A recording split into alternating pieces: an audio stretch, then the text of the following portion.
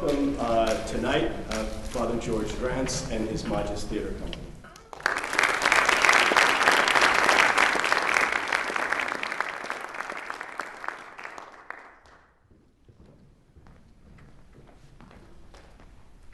Imagination, application of the senses, memory, composition of place, awareness. You might hear these and think these are the things that you need for a piece of theater. Or you might hear these and say, these are part of the spiritual exercises of St. Ignatius. Well, you're right in both cases. And it's this commonality that brings us to our topic tonight, a ministry of the word, the stage as sacred. For Ignatius, who in his formula of the Institute said that the society existed primarily to help souls through means of public preaching, lectures, and any other ministry of the word. That flexibility, hallmark to Ignatian spirituality, is what brought Ignatius to the schools. And by the end of the 16th century, the Jesuits found themselves answering the call to teach all throughout Europe. And drama was one of their favorite means of educating not only their own students, but their neighbors, the students' families, and the entire community that welcomed them. Or as one 17th century drama teacher in a Jesuit school put it, "We shall continue to labor at it, even in the face of difficulties, as long as it will help expel wickedness, increase piety, inflame love of virtue, and afford appropriate amusement." The great dramatists Molière, Racine, Corneille, Goldoni, and many others started writing at a very young age at Jesuit schools. In Spain, Tirso de Molina, Lope de Vega, and Calderón de la Barca, Spain's court playwright, grew up under the direct influence of the Jesuit theater. Calderón became a priest at the heyday of his career and turned his focus to allow his craft to enlighten some of the deepest mysteries of our belief. In the second week of the spiritual exercises, St. Ignatius asks us to consider the Trinity, looking out on the entire expanse of the world as they begin to consider the redemption of humankind. In it, we are asked to see them as they see us in our complexity, in our mess. And we're invited to listen to them, to hear what they say, to see what they do, to observe the difference and the contrast between human action and the action of God. And then to notice that into our complex reality, the divine plan works. Calderón, later on in his life, devoted himself to spiritual allegories that would allow this to be embodied on stage. And so in his Auto Sacramental of 1677, La Vida es Sueño, we are introduced to his characters, to his Trinity in the court of the universe. Power, wisdom, and love. Using allegory to allow his audiences to come up to their own conclusions, to see the story fresh within the context of a narrative, and allowing that to let the story deepen in their hearts, to let their experience happen as if they were in on this conversation of the Trinity. Let's imagine that we're there, and let's hear the Trinity as they consider the very first steps of the working of our redemption. Great court of the universe. First, I must tell you a secret. In order to show myself as creator by mere word, my word formed my thoughts into the works that you see. Then, while on my throne, surrounded by my ministers who I created, so beautiful and so pure for my service, I revealed to them how, out of the kindness of which you speak, it was the human being whom I chose to be my beloved, and how humanity's child would inherit my kingdom, Yet one of my subjects, the wisest and most beautiful angel of light, conceited and blurred by knowledge of his own beauty, daringly opposed my providence, and drew arms against my estate, so that the forces of good and the forces of evil came to battle. If that best creature wanted to oppose the Creator, why should I risk this again? I conferred with my wisdom to know whether the second creature, the beautiful human that I have chosen as my heir, would do the same thing to me. And my eternal wisdom replied, I know all-knowing. Of this the stars are faithful witnesses. Having foreseen man with my presence of mind, I have foreseen that if from that hollow womb of the earth you give birth to man, then the human will be no less ungrateful or ignorant than the fallen angel, thus placing all the human generations to come in great conflict by shadow of his crime, an inheritance of shame, fright, danger, infidelity, rancor, theft, and murder. Now, if the paleness of death is thus introduced so soon after the very pangs of birth, it's no wonder how widespread death would be. But if I myself, to make amends of these errors, am allowed to become a human being myself, even I... Stop, for love has been moved with compassion.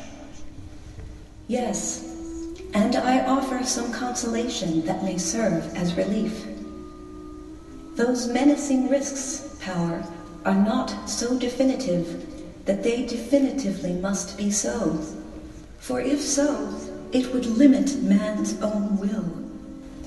But you made all this for man, all of this magnificent work, in which I admire fire's brilliance, air's clarity, water's prodigy, as well as earth's richness. If for man you made it all, and if it is man that owes you for the work of these 6 days, then wouldn't it go against love to make this for man and not to make man? So instead, give him more. Give man 5 senses, and also give him understanding to point out good and dissuade from the evil, and give him a free will which he may use well or ill. Man has already been conceived in your supreme thought, but he is not yet as you have thought him to be. Still, allowing man to be without being is to give a deserved punishment before the wrongdoing. Yet there could be no reason to punish if man does not yet even exist.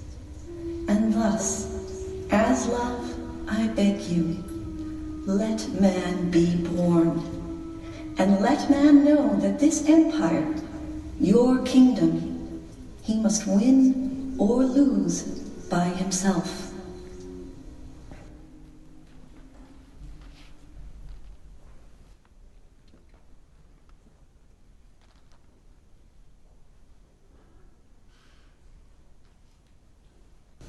So I determined to take man out from the prison of not being into being, and I will give him grace to be his wife. If he should proceed kindly, attentively, prudently, and wisely, obey him and serve him, enduring in allegiance. But if he should proceed haughty, sovereign, and disobedient, do not acknowledge his dominion, but rather cast him away from you.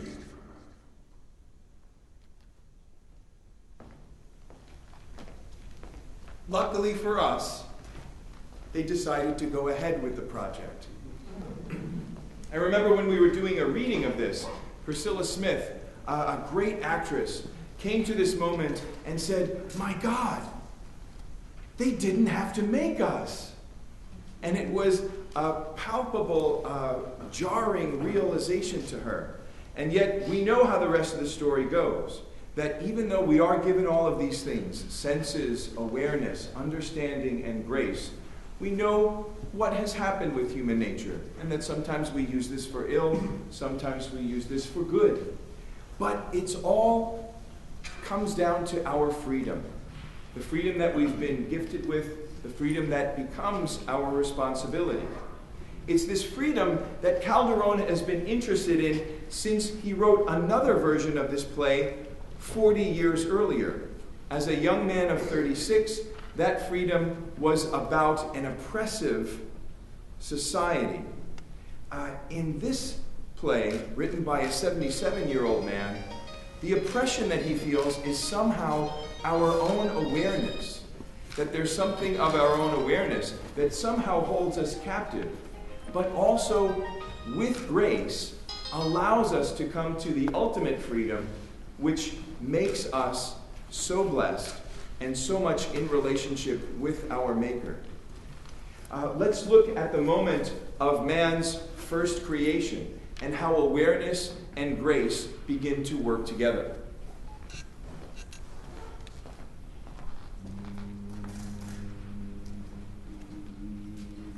Man, image of your author, break free from your shadowy prison at the voice of your Creator.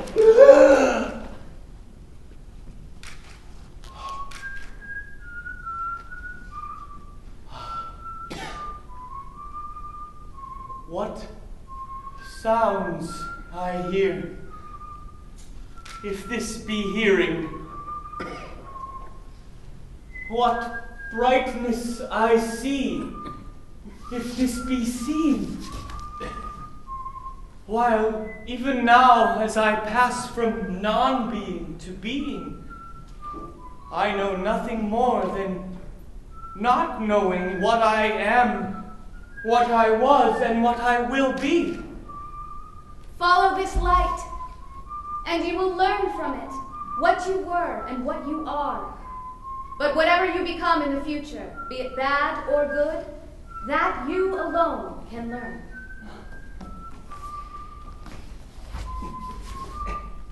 Full of 1,000 confusions, I follow you.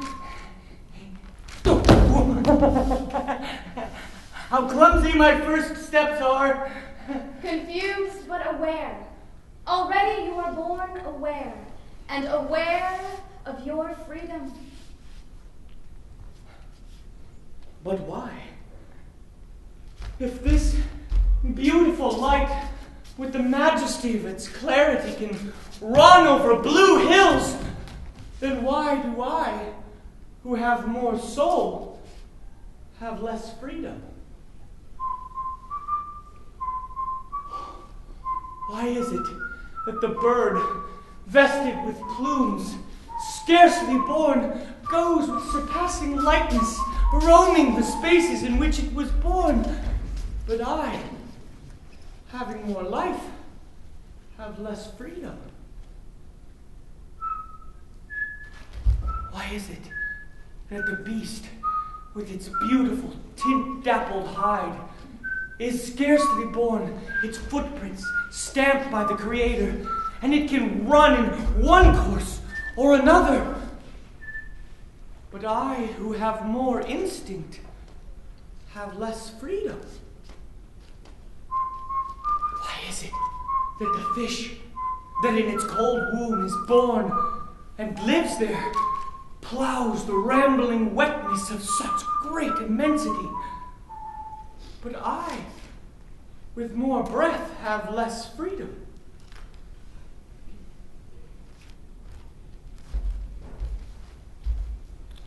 If seeing how awkward man is in his creation, and seeing how his reason stumbles, where my own foot has stumbled, and still not knowing who I am, who I was, and who I will be, no more than what I saw or heard,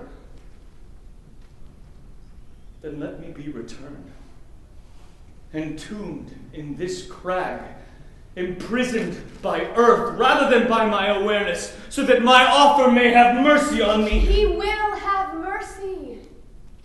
And though you are in a kind of sleep, your senses without sense. You will be transformed, led by my light to a royal palace where everyone will give you fitting applause. Grace will carry you, but do not turn out her light, so that you may know good and know evil as well. He follows Grace, and then Shadow comes in. Shadow's very jealous of light, and Shadow sees to it that man is distracted from the pathway of grace. Then the Trinity has another conversation, which happens after man disobeys the commandment, in which wisdom, that beautiful, tall being that you saw, opens up, and a human person walks out and decides to take the place of man for his crime. This is the way that Calderon worked within the context of the Corpus Christi dramas, the great Christian dramas of the Middle Ages and then into the Renaissance.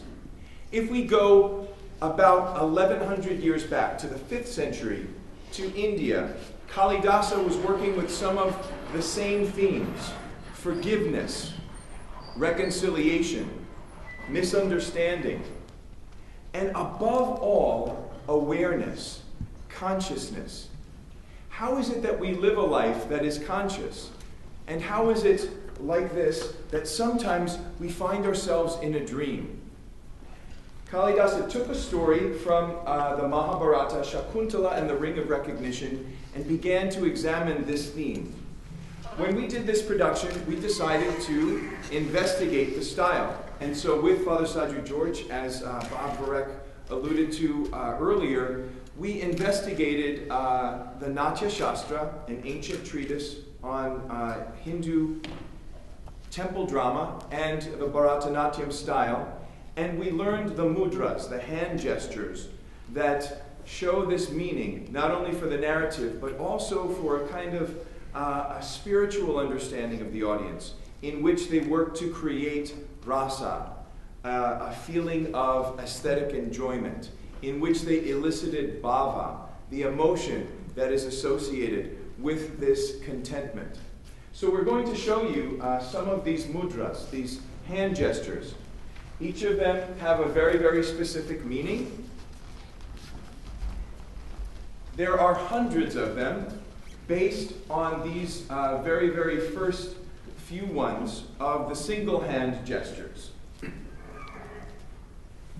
Pataka, Stripatako, Artapataka, Kartari Mukaha, Mayurakyo, Artachandrascha, Arala, Shukatundakaha, Mushtischa, Shikarakyascha, Kapita, Kataka Mukaha, Suchi, Chandrakala, Padmakosha, Sarpashirastata, Mrigashirsha, Simhamukaha, Kangulascha, Adapadmakaha, Chaturo, Brahmanastraiva, Hamsasyo, Hamsapakshakaha, Sandamsho, Mugulastraiva, Tamrachuda, Trishundakaha, Itya Asamyudahastanam, Ashtabimshataririta. These, with the combined hand gestures that used two hands in different gestures, also meant many other things, but each of them has their own series of meanings.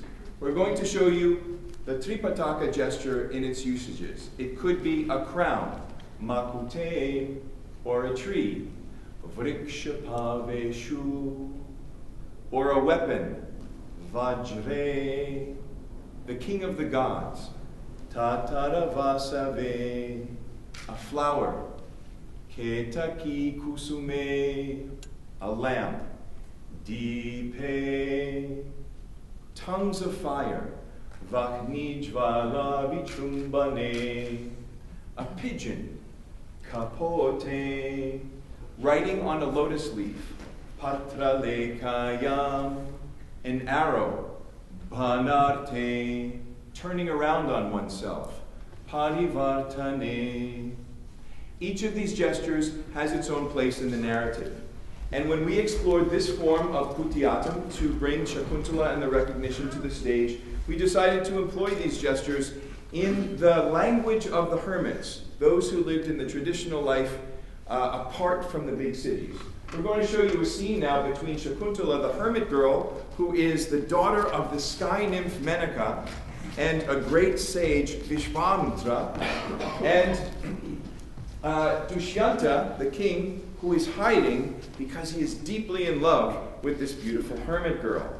They see each other and they fall in love, and for a very long time, they cannot even profess their love for each other. The Hindu theme of longing in spirituality, a longing that is not fulfilled immediately, is clearly seen in this. Also at this moment, we see the spiritual reality that when someone is able to confess, then their soul is free. Shakuntala, confessing her love to her friend Anasuya, all of a sudden receives more energy. Her sickness is lifted. And Dushyanta, who is also heartsick and who's also watching, is able to profess his love to her.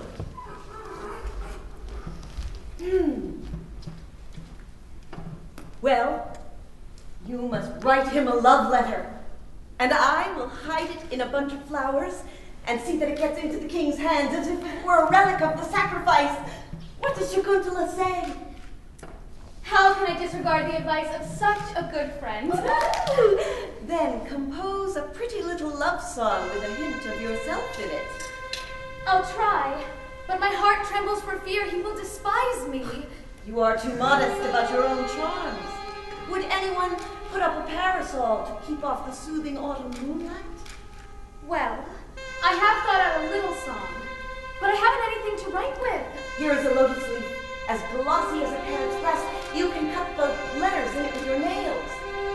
Now, listen and tell me whether it makes sense. Oh, I don't know your heart, but day and night for my wanting you. Love tortures me with longing as I wait once more just to see your face. Is this my fate? Is this my life? Is this my love? Torments you, slender girl, I only burn to me. Daylight there's the lotus with its rays so bright that turn to Millalu. Love is a flame, And love nowadays is fever strong as the gathered clouds rise over the earth in summer. I do. it breaks cool showers sweet. Is this my fate? Is this my life? Is this my love? Her heart was so impatient, yet now she could find no answer to make. Charmed by those eyes that found his heart, the warrior king is wounded, bearing love's arrows.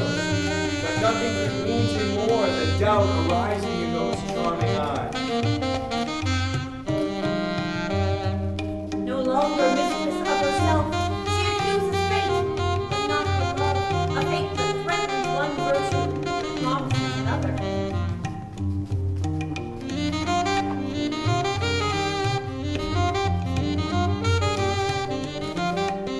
No longing for a love like this is love released from weight. So eager for united bliss, in love they hesitate. Yet what is love that tortures so, denying not nor giving? Perhaps it's love that's tortured though, in our delay in living.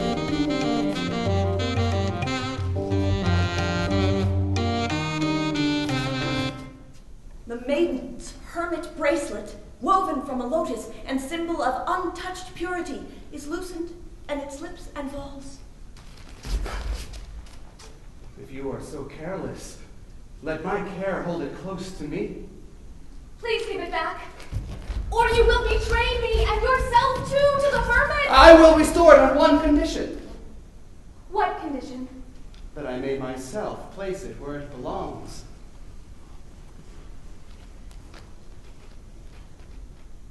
Quickly, dear, quickly. Beautiful Shakuntala, The lotus clasp was not very firm. May I fasten it another way? If you like.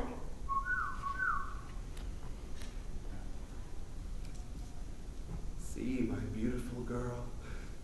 The lotus chain is dazzling white, as is the slender moon at night. I cannot see it. The pollen from the lotus behind my ear has blown into my eye. Will you permit me to blow it away?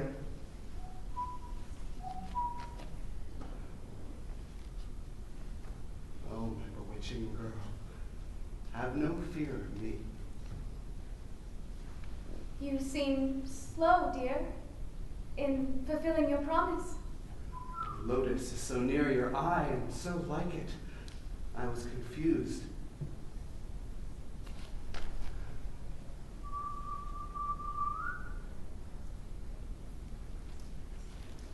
Thank you. I can see quite well now. Quack, quack, quack, quack. Oh, Sheldrake bride, bid your maid farewell. The night is come. Oh, my dear, this is Mother Gautamy, come to inquire about me. Please, hide among the branches. Here is the holy water, my child. Oh, so ill and all alone here with the gods. It was just a moment ago that Anusuya went down to the river. May you live long and happy, my child. Has the fever gone down? There is a difference, Mother. The sun is setting. Come, let us go to the cottage.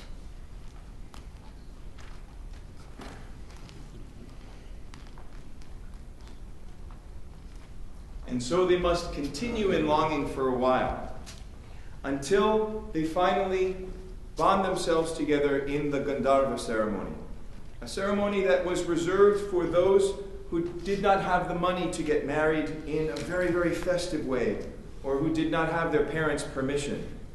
It was a ceremony of true love, simply with two people promising their love to each other.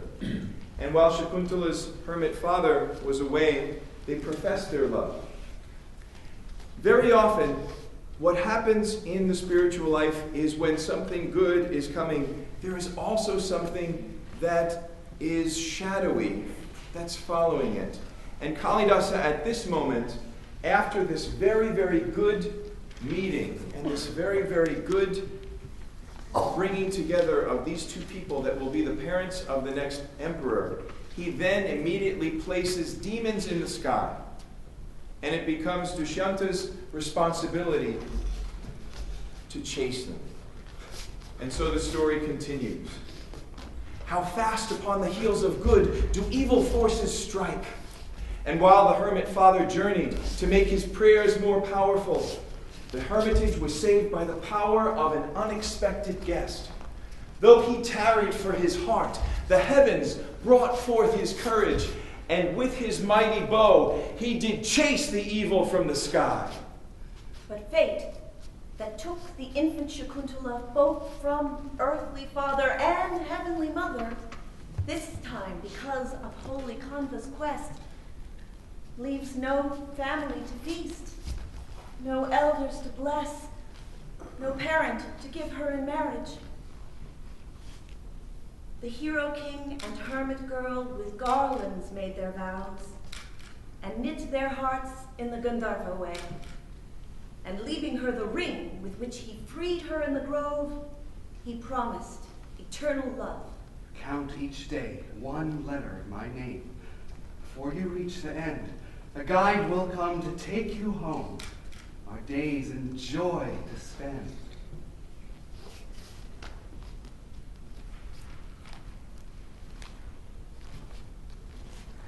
And as Dushyanta traveled back to his family, Shakuntala was left with the job of offering hospitality to those who came to the hermitage. Her head all full of dreams of what her future life would be. That primary consciousness, that primary awareness that was so important in Hindu philosophy, that was so important to Kalidasa for the theme of this, is gone because of her daydreams. Then what happens in the drama is the great irascible sage, Durvasas, asks for hospitality. Shakuntala cannot even hear him because she is dreaming so much. He utters this curse: "Because you have forgotten me, lost in your fine daydreams, may the one on whom you daydream forget you, as if you were a daydream of his own." Now that hurts. We know that the course of true love never goes easily, but with a curse like that, Dushyanta has now forgotten Shakuntala completely. And the promise he made to send someone to bring her back to the palace is also forgotten. Shakuntala's family does not know what to do. And when it becomes obvious that she is carrying the child of the king, they decide to send her to the palace to reclaim her rightful place. Shakuntala does not know about the curse. The only person who's heard the curse was her friend Anusuya and her other friend Priyambada. They run after the sage and ask him to take the curse away, that it's too horrible. But you and I know that words that are spoken cannot be unspoken. And this is what Durvasa says to her. He cannot take the curse back. But what he will do is he will bless the token that he left. He'll bless the ring so that when the king sees it, he will remember everything again. Sounds like a very easy solution. And so the friends tell Shakuntala, show him the ring, no matter what, show him the ring, and they think all will be well. It's better not to worry her about that curse stuff. So no one knows about this. What happens in this rejection scene is a real great window into the understanding of human relationship. How often when we fight, when we disagree, is it because we have absolutely no idea of the context of the other person? Shakuntala has no idea of the context of the curse. Because his memory is gone, Dushyanta has no idea of the context of the hermits and of their history and of what has happened. So in this moment of these two very different worlds coming together with two completely different understandings, it's a very painful reminder of all of our human disagreements and all of our human misunderstandings. So let's watch what happens once these two come together.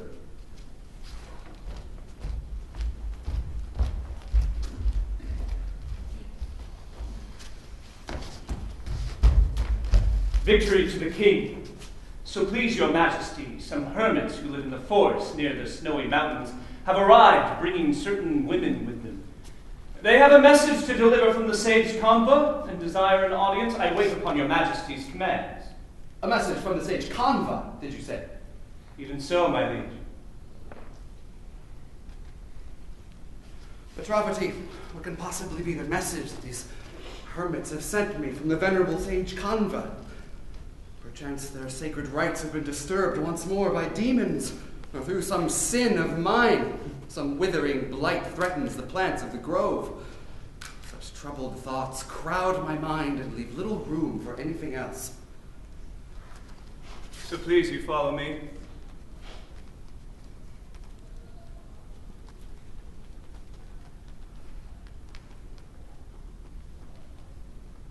Friend Sharadvara, the king is virtuous and noble. Still to me, a lonely hermit reared in solitude, this throng appears bewildering. And I seem to be looking upon a burning house whose inmates are running to and fro in wild dismay. Shangarava, your emotion on entering this city is quite just. My own sensations are very similar. As one awake looks on the yet unawakened, so do I regard this crowd of pleasure seekers. O hermits! Here is he who protects those of every age and of every station. He has already risen and awaits you. Behold him. Who is this?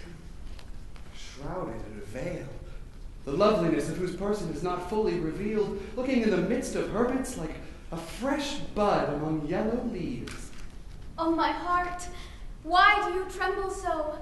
Remember his constant love and be brave. Is holy Kanva in health? What are his commands? He says, since you have met my daughter and married her, I give you my glad consent. She is with child. Take her and live with her in virtue.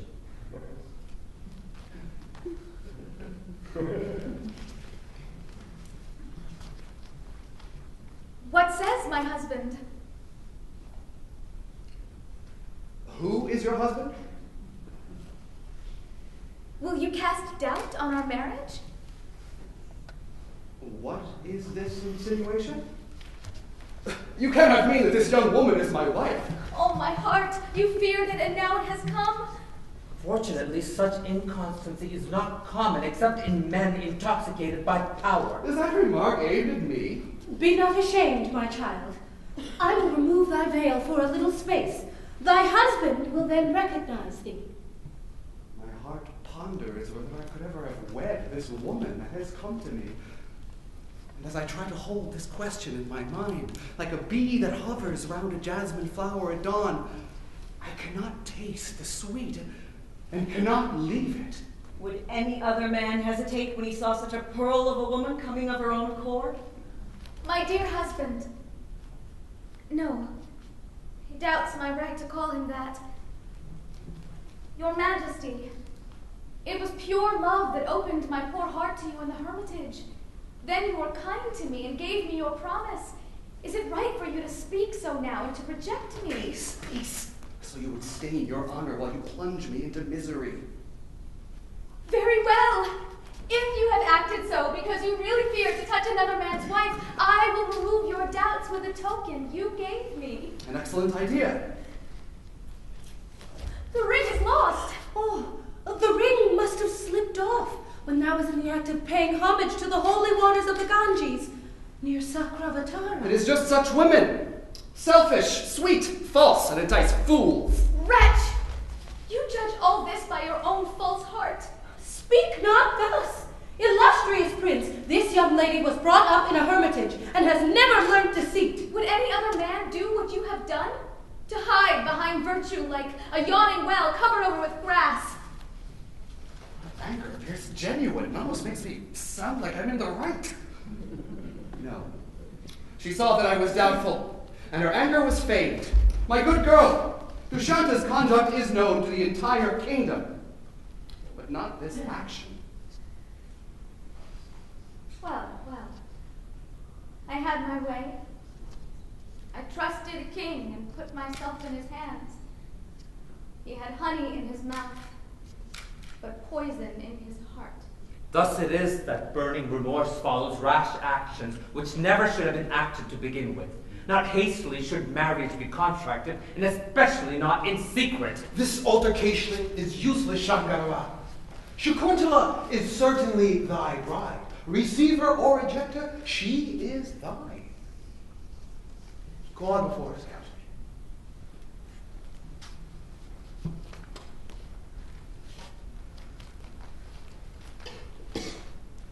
He has deceived me shamelessly, and will you leave me too? Alas, poor child, what will she do here with a cruel husband who casts her from him? Willful woman, dost thou seek to be independent of thy lord? Deceive not this lady, my good hermit, by any such expectations. The virtuous man is master of his passions, and from another's wife averts his gaze. Since thy union with another woman has rendered thee oblivious of thy marriage with Shakuntala, whence this fear of losing thy character for constancy and virtue?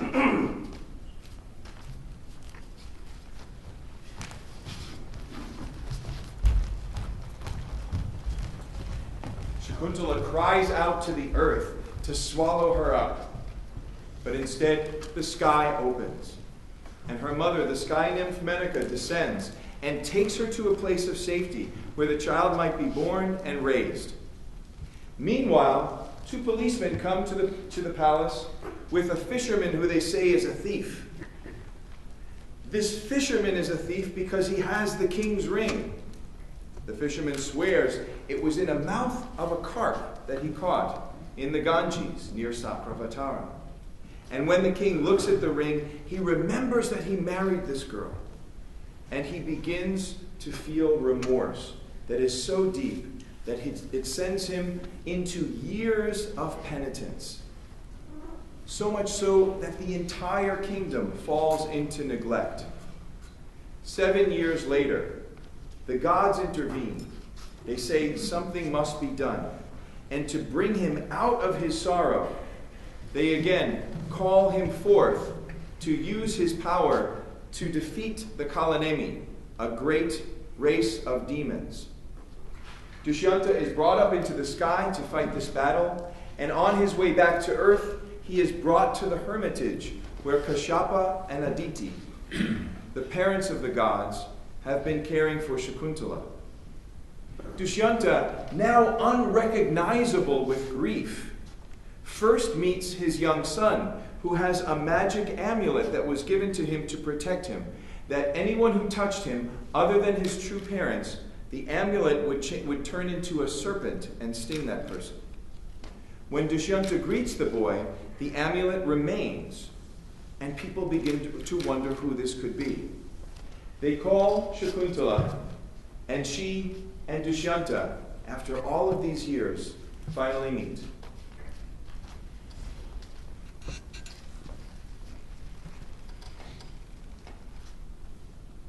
Who is this pale, careworn man? Sir, if the amulet protected my son as it should, you would not defile him by your touch. My darling, the cruelty I showed you has turned to happiness in me. But fate decrees my outward appearance should cloud your eyes and bring upon me the same shame I once did cast on you. Will you not recognize me? Oh, my heart. Believe it? Fate struck hard, but its envy is gone, and pity takes its place. It is my husband. Black madness flies, comes memory. Before my eyes, my love I see. Victory! Victory! The tears would choke you sweet and vain. My soul needs no more victory than to see your face again. Fairest of women, banish from your mind the memory of my cruelty, and reproach the mad delusion that overpowered my soul. Look upon your penitent husband, and curse whatever power of darkness reigned in me to make me mistake your love.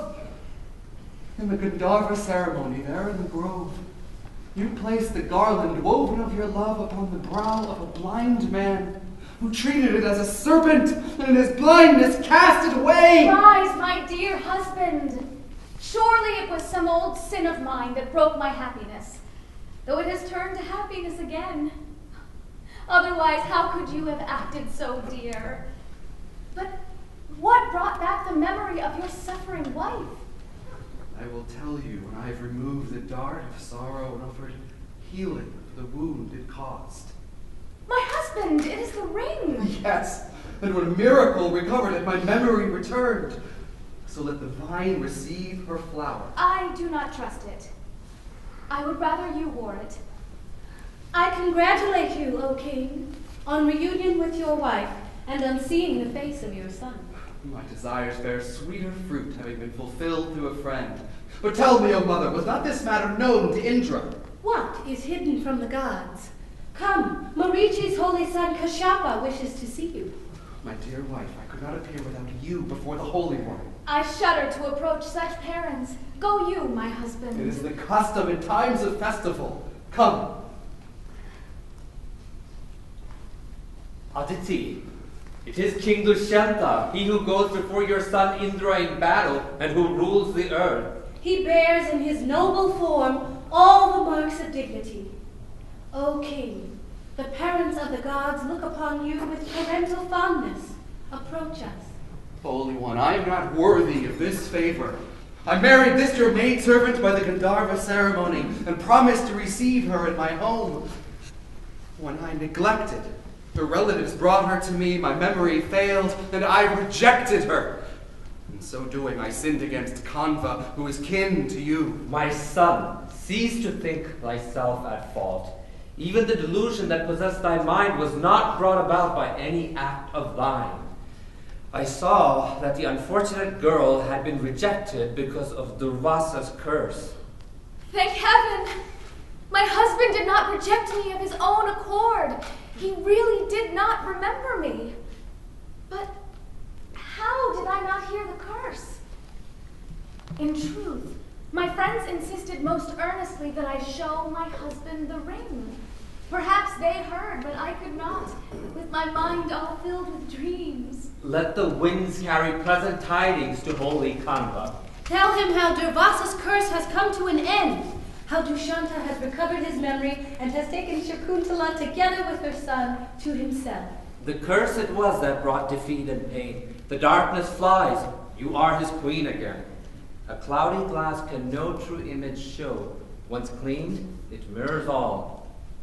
Is this not so? Holy One, it is most true. May Indra send abundant rain, repaid by sacrificial gain, with aid all mutually given, you on earth and he in heaven.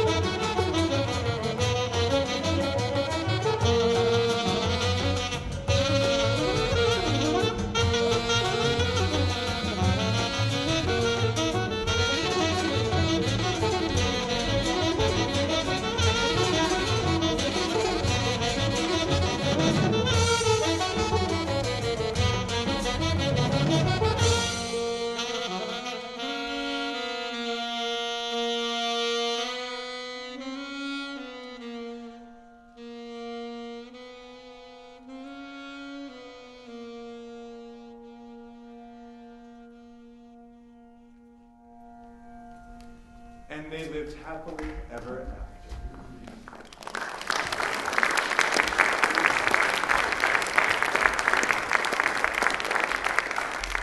Much of our search into the life of the sacred theater brought us to the ancient theater.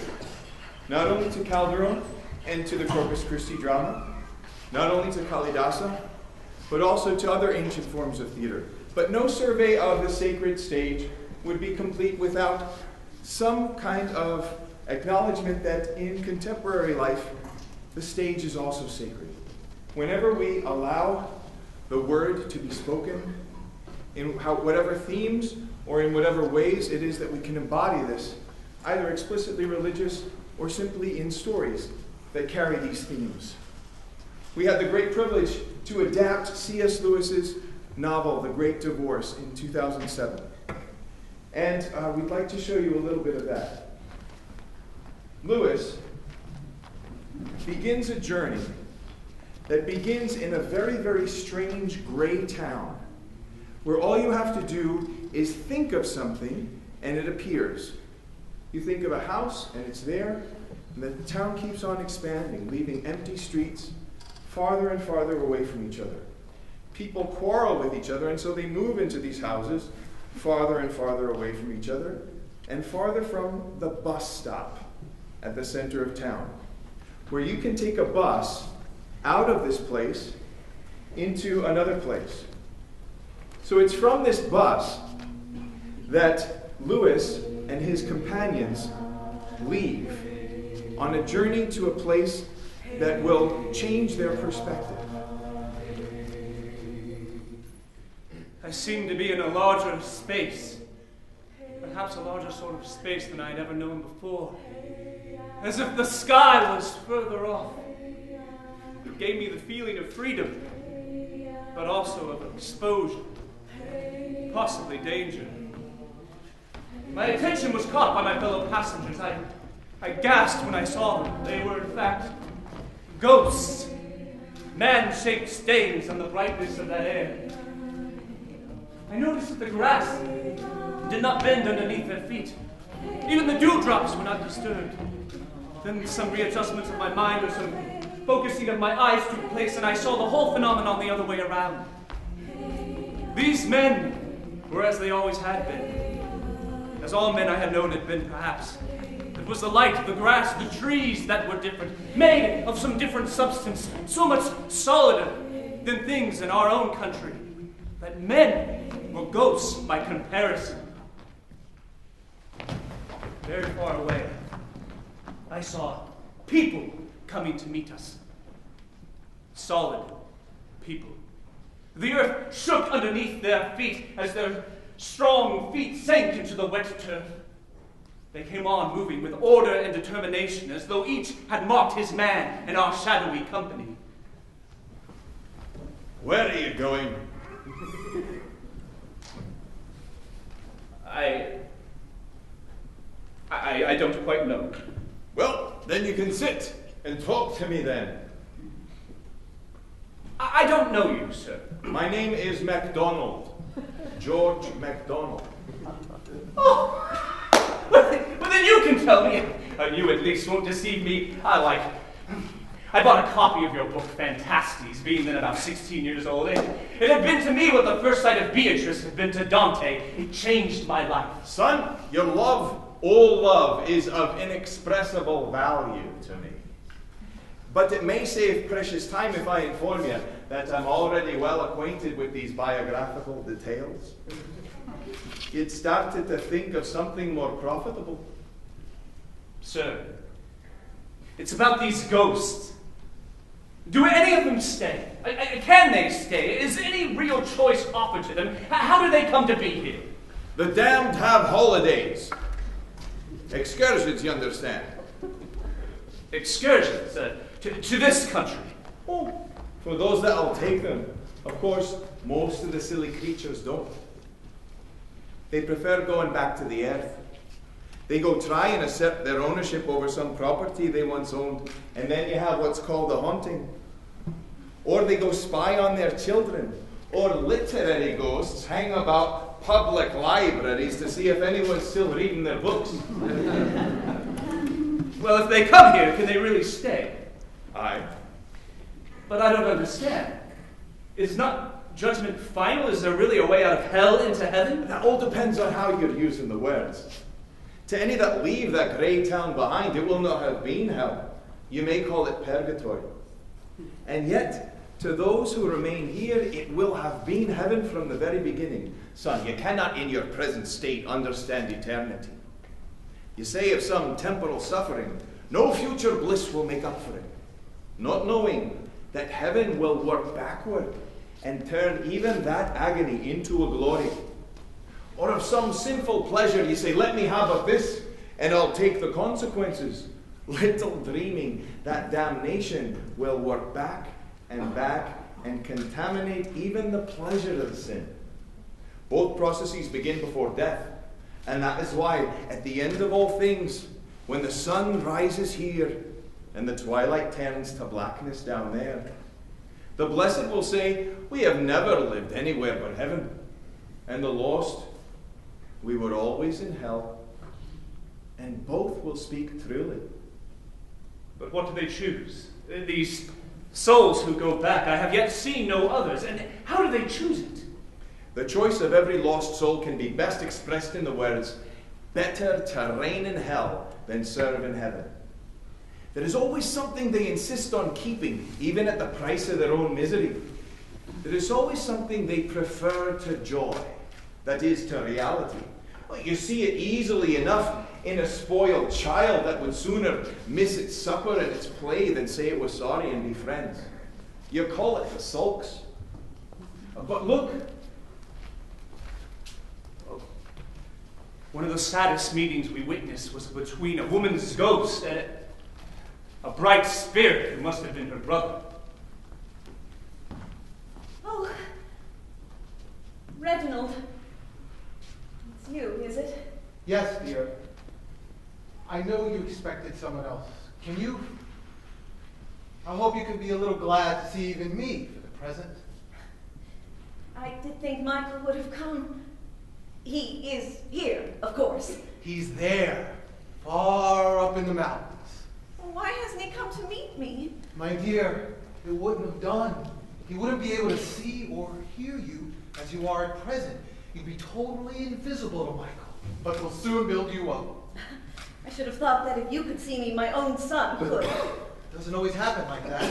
You see, I've specialized in this sort of work. Oh, it's work, is it? Well, when am I going to be allowed to see him? There's no question of being allowed, Pam. As soon as it's possible for him to see you, of course he will. You need to be thickened up a bit. How? I'm afraid the first step is the hard one, but after that, you'll go on like a house on fire. You'll become solid enough for Michael to perceive you when you learn to want someone else besides Michael. I don't say more than Michael. That is the beginning. That'll come later. It is only the little germ of a desire for God that we need to start the process.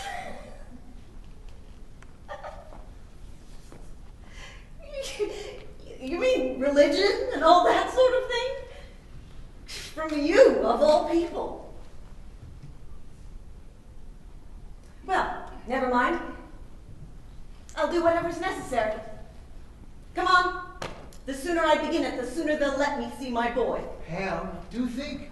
You're only using God as a means to Michael. The whole thickening treatment consists in learning to want God for his own sake. If God loved me, he'd let me see my boy. If God loved me, why did he take Michael away from me? He had to take Michael away, partly for Michael's sake.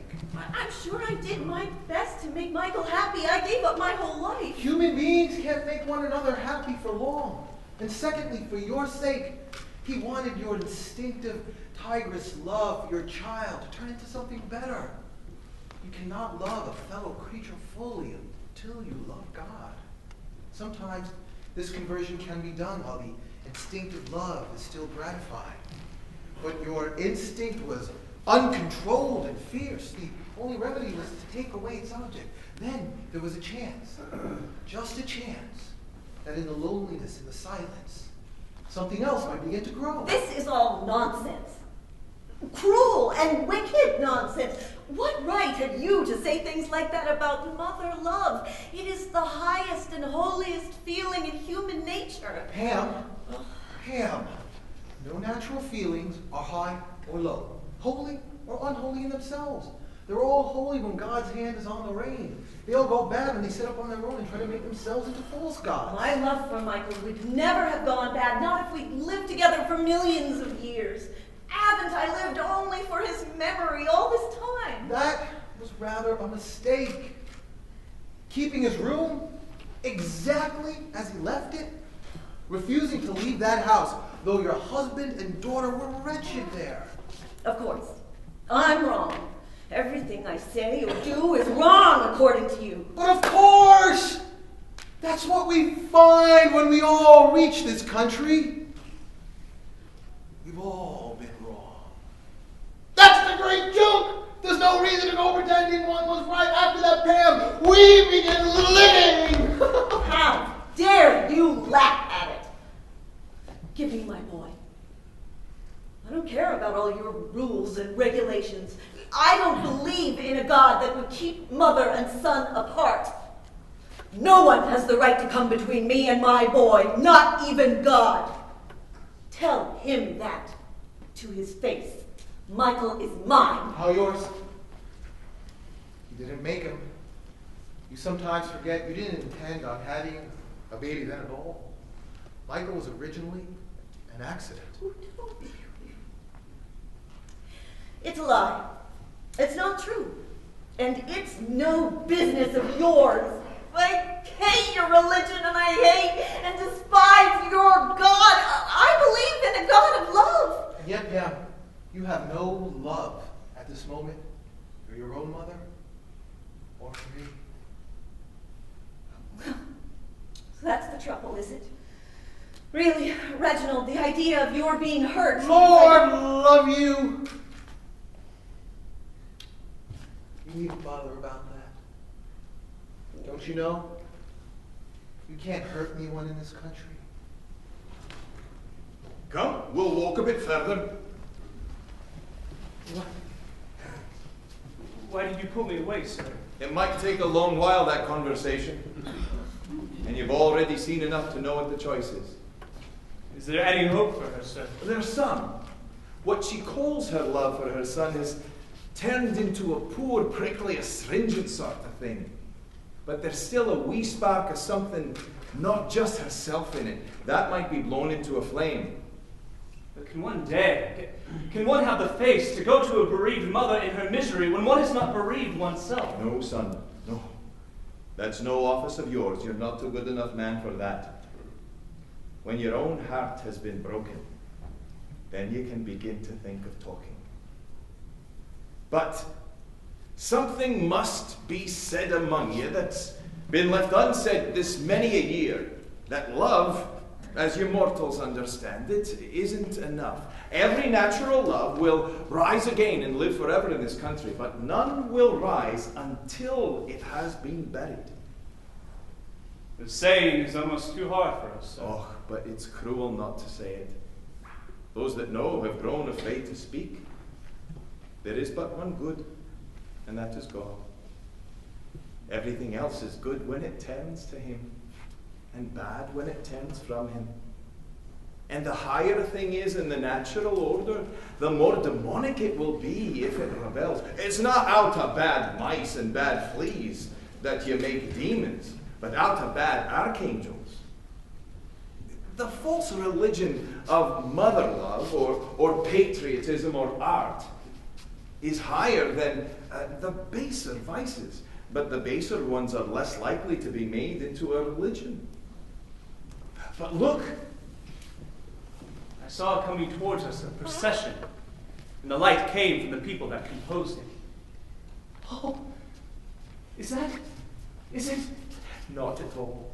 It's someone you'll never have heard of. Her name on earth was Sarah Smith, and she lived at Golders Green. Well, she seems to be a person of particular importance. Aye, she's one of the great ones. You've heard that fame in this country and fame on earth are two quite different things.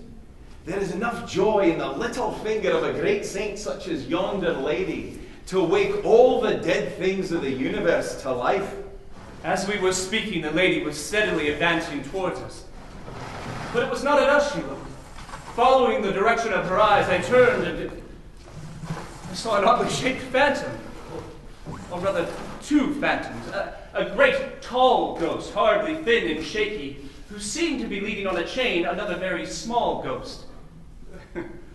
The taller ghost reminded me of an actor of the old school. At last! Darling, at last! Then I noticed that the little one was not being led by the big one. It was the dwarf figure that held the chain in its hand and the theatrical figure that wore the collar around its neck. The next thing I noticed was the lady was looking solely at the dwarf ghost. It made one shudder to see her in such close contact with that cold, damp, shrunken thing. But she did not shudder. Frank, before anything else, forgive me. For all I did wrong and for all I did not do right since the first day we met. I ask your pardon. Then I realized that they were one person, or rather that they were both the remains of what had once been a person. The dwarf rattled the chain, and it was the tragedian, not he, who answered the lady. Well, we will say no more about it. We all make mistakes. It is not myself I am thinking about. It is you. That is what has been continually on my mind all these years. You, here, alone, breaking your heart about me. But now, you can set all that aside. Never think like that again. It is all over. You missed me? Dear, you will understand about that very soon. You notice she has not answered our question. Of course, it would be fine and magnanimous not to press the point, but can we be sure she'd notice? We have done these sorts of things before. There was that time we let her have the last stamp in the house to write to her mother, said nothing, although she had known you wanted to write a letter yourself. Then there was that time. Oh, lots and lots of times. Oh, don't you understand? There are no miseries here. Darling, you don't want me to have been miserable for misery's sake. You only think I must have been because I loved you. Love? Love? Do you know the meaning of the word? Well, how should I not? I am in love. In love. Do you understand? Yes. Now I love truly. You mean you did not love me truly in the old days? Well, only in a poor sort of way. Would to God I had seen her lying dead at my feet before I heard those words. Lying dead at my feet. Lying dead at my feet. Frank? Frank! Look at me. Look at me. What are you doing with that great ugly doll? Let go of the chain. Send it away. It is you I want. You dare to laugh at it to my face? I see you give yourself no concern about my fate. You would not be sorry to see me driven back to hell. What? Do you think I would stay now? Dear, no one sends you back. Here is all joy. Everything bids you stay. Yes, on terms you might offer to a dog. I happen to have some self-respect left. I see that my going will make no difference to you. It is nothing that I go back to the cold and gloom and the lonely streets. That wasn't why I said... Stop acting. It is no good. He is killing you. Let go of the chain, even now. Acting?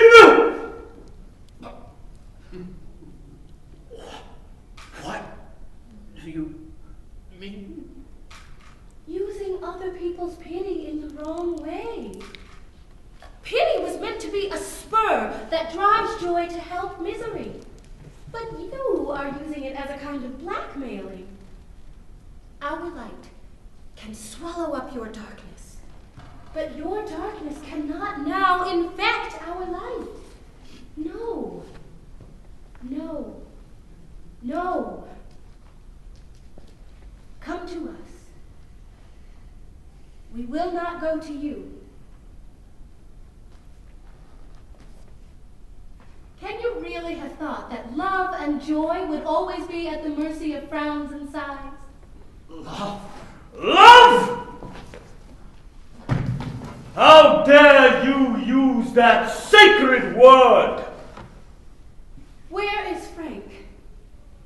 And who are you? You do not love me. I am in love. And out of it I will not go. There was no answer. The tragedian had vanished.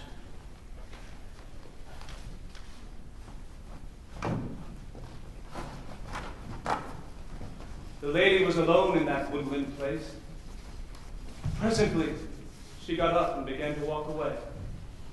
The other bright spirits came forward to receive her, singing as they came.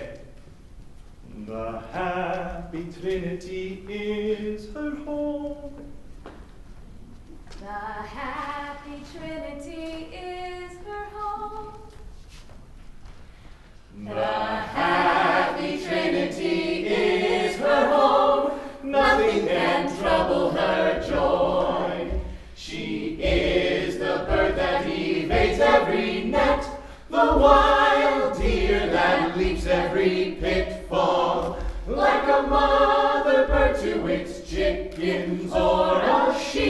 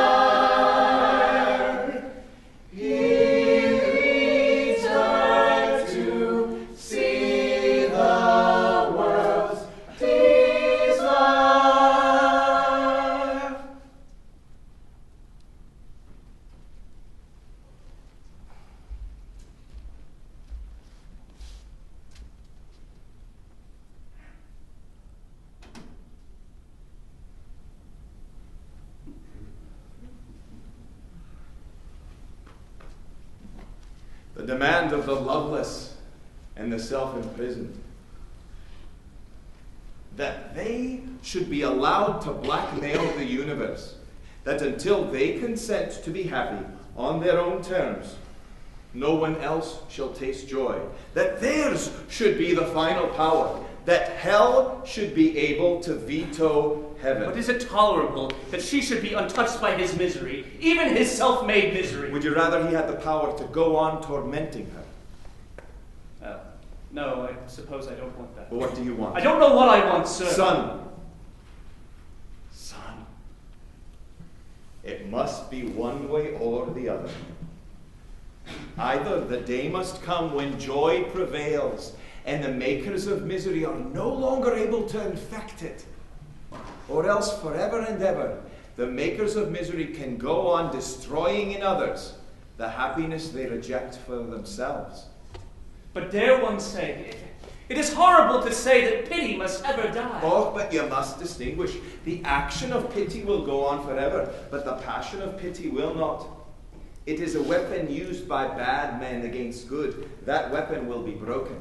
What is the other? The action? It is a weapon of the other side. It falls quicker than lightning from the highest place to the lowest, bringing humility and joy no matter what the cost. Well, you say it will go down to the lowest, but she didn't go with him. She didn't even see him off by the bus. Where would you have her go? By that bus, how we got here. The big gulf beyond the edge of the cliffs. Over there. You can't see it from here, but you must know the place I mean. Look.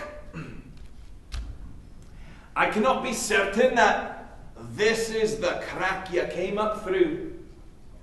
But through a crack no bigger than that you certainly came.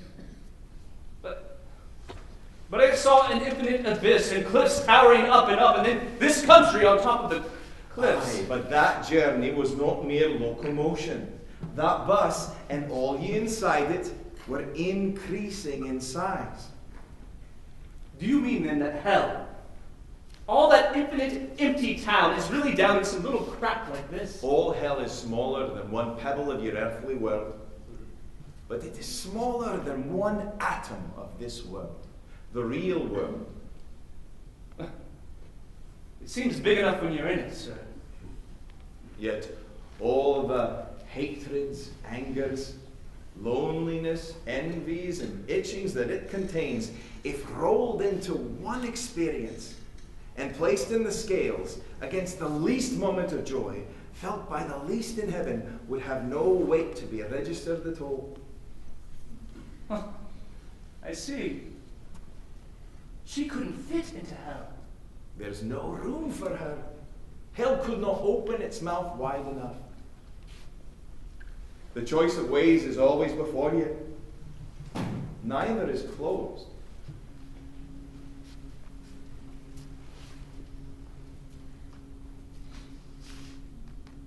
Freedom is the gift whereby you most resemble your Maker.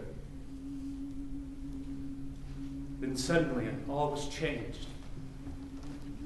I saw a great assembly of gigantic forms, forever standing before a little silver table, looking upon it. And on this table were little figures like chessmen, going to and fro, doing this and that.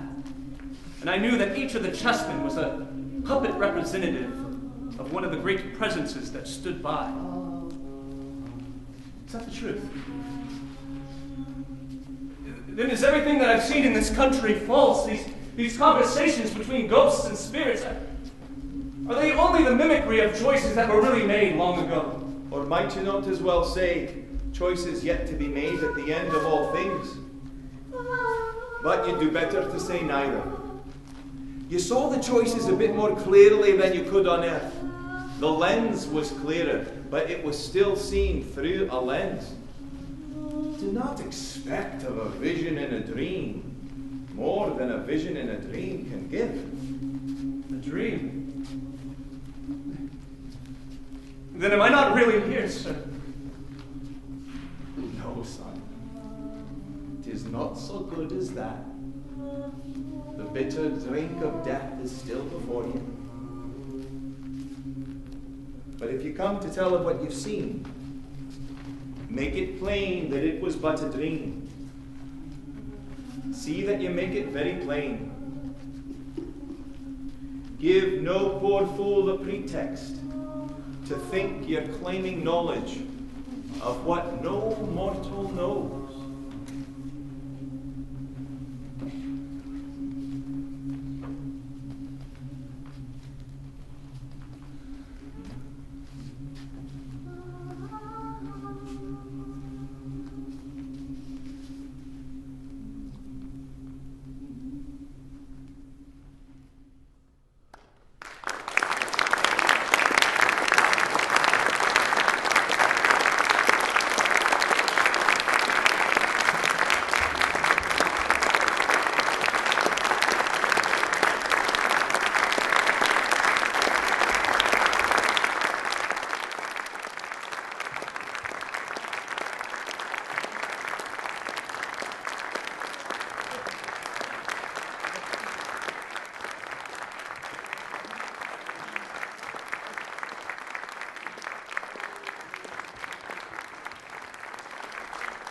Very, very much for your attendance, for coming. Thank you to Father Bob Barek, artist in residence, to the Church in the 21st Century, to Boston College for hosting us, to all of those who made this possible.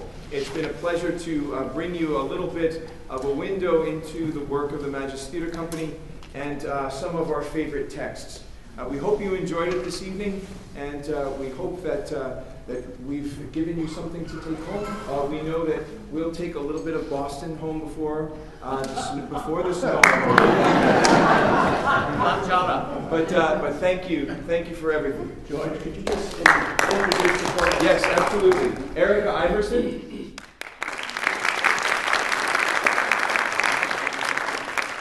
Gabriel Portuondo. Melissa Turner. Neil Nankani. Steve Pillay. Taylor Valentine.